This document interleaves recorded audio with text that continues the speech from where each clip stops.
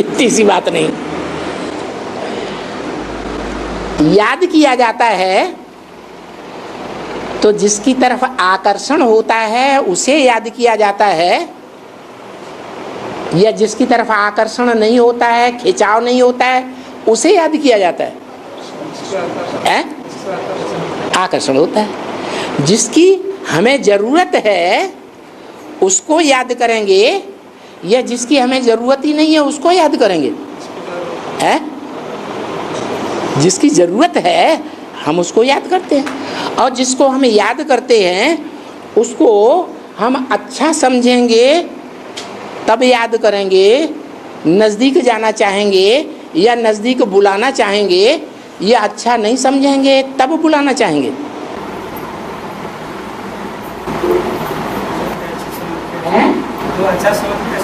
तभी नज़दीक बुलाना चाहेंगे, उसके नज़दीक जाना चाहेंगे। तो इससे साबित हुआ क्या? अरे आप पूछ रहे हैं, उसका जवाब दे दिया, नहीं समझा। आपने क्या पूछा?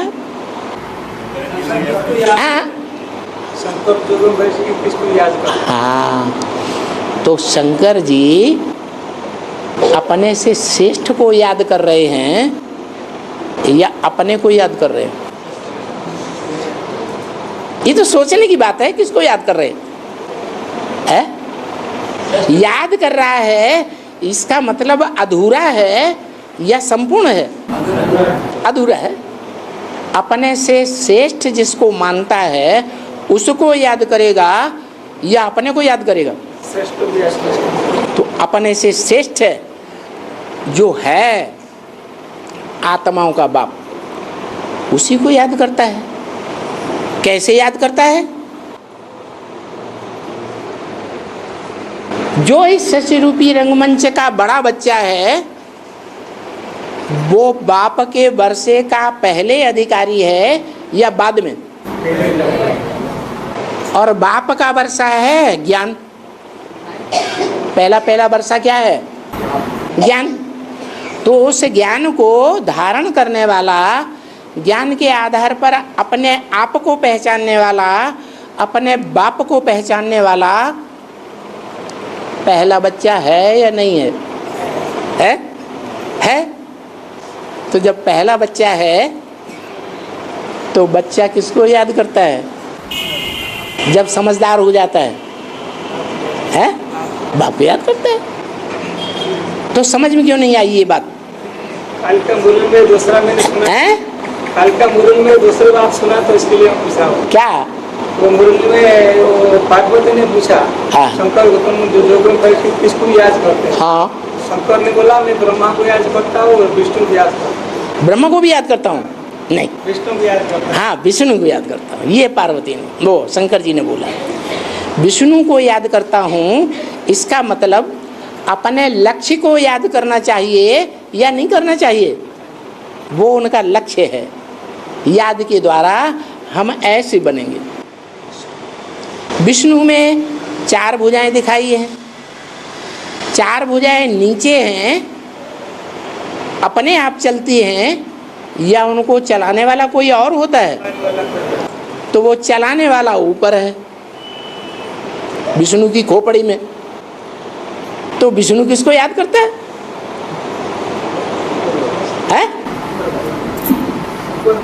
ऊपर वाले को याद करता है विष्णु। स्वर्ग वाला विष्णु, जो विष्णु स्वर्ग में दिखाते हैं वो ऊपर वाले को याद करता है? उसमें ज्ञान होता है इतना? नहीं। किसको याद करता है? आत्मा को याद करता है। तो जो आत्मा है, विष्णु की आत्मा, वो कौन है? शंकर ही विष्णु की आत्मा है, जिसको याद करता है। और शंकर किसको याद करता है? विष्णु को याद करता है। एक दूसरे की आत्मा है,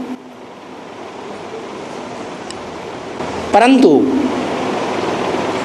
विष्णु देवता और शंकर देवता दोनों में महादेव किसको कहा जाता है? क्यों? जब वो उनको याद करता है, ये वो उसको याद करते हैं, तो बराबर हो गया ना।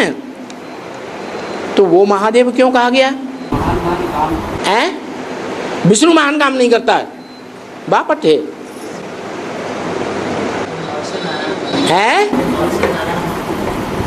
नहीं। विष्णु वो काम नहीं कर सकते देवता होने के कारण। सामान्य देवताओं के बीच में एक देवता है, देवताएं विनाश नहीं कर सकते, और महादेव वो काम करते हैं। न कोई वो धर्मपिता कर पाता है, न कोई 33 करोड़ देवताओं में देवात्मा कर पाती है, न कोई मनुष्य कर पाता है, न कोई राक्षस कर पाता है। वो काम शंकर करके दिखाता है, क्योंकि वो काम अगर नहीं करेगा तो विष्णु की जो राजधानी है वो प्रत्यक्ष ही नहीं हो सकती। विष्णु देवताओं के ऊपर राज्य करेगा या 500-700 करोड़ के ऊपर राज्य करेगा? देवताओं के ऊपर राज्य। और जो देव आत्माएं हैं वो लिमिटेड होंगी, मुट्ठी भर होंगी नई दुनिया में, या ढेर की ढेर होंगी। तो वो मुट्ठी भर आत्माओं के जो वाइब्रेशन है वो दुनिया को चेंज करेंगे जब तक ये 500-700 करोड़ की दुनिया मौजूद है। दुनिया में ज़्यादा असर किसका होगा? 500-700 करोड़ के वाइब्रेशन का ज़्यादा असर होगा या मुट्ठी भर का ज़्यादा असर होगा? 500-700 करोड़ गंदे गंदे संकल्प चलाने वाले, और मुट्ठी भर ब्राह्मण जिनकी पहली पहली राजधानी स्थापन होती है 8 के, उनके संकल्पों से नई दुनिया की प्रत्यक्षता हो जाएगी। अरे विष्णु जिस नई दुनिया के ऊपर राज्य करता है वो नई दुनिया सारे संसार में प्रत्यक्ष होगी या नहीं होगी? अंग्रेज लोग भी मानते हैं पैराडाइज को, मुसलमान भी मानते हैं जन्नत को, हिंदू भी मानते हैं स्वर्ग को। तो मानते हैं तो कभी उन्होंने अनुभव किया होगा ना। तो जो लोग दूसरे धर्म वाले भी उसको अनुभव करते हैं, वो दूसरे धर्म वाले जो अभी पतित संकल्प चलाने वाले हैं, वो जब तक खत्म नहीं हो जाएंगे तब तक ये 5 तत्वों की दुनिया स्वर्ग के रूप में प्रत्यक्ष होगी? होगी? नहीं होगी। इन सब का विनाश होना जरूरी है, तब श्रेष्ठ रह जाएंगे। और श्रेष्ठ के संकल्पों से, संगठित संकल्पों से 5 तत्वों वाली जड़त्वमयी सृष्टि वो भी पावन बनेगी। जैसे जंगल में जानवर रहते हैं जड़त्वमयी बुद्धि वाले, वो बीमार नहीं पड़ते हैं उतने, और शहर में रहने वाले जानवर बीमार पड़ते हैं। किसके संग का रंग लगता है? मनुष्यों के संग का रंग लगता है। तो ऐसे ही जो काम कोई नहीं कर सका, भ्रष्ट का विनाश, दुष्टों का विनाश, वो काम शंकर के द्वारा भगवान करता है।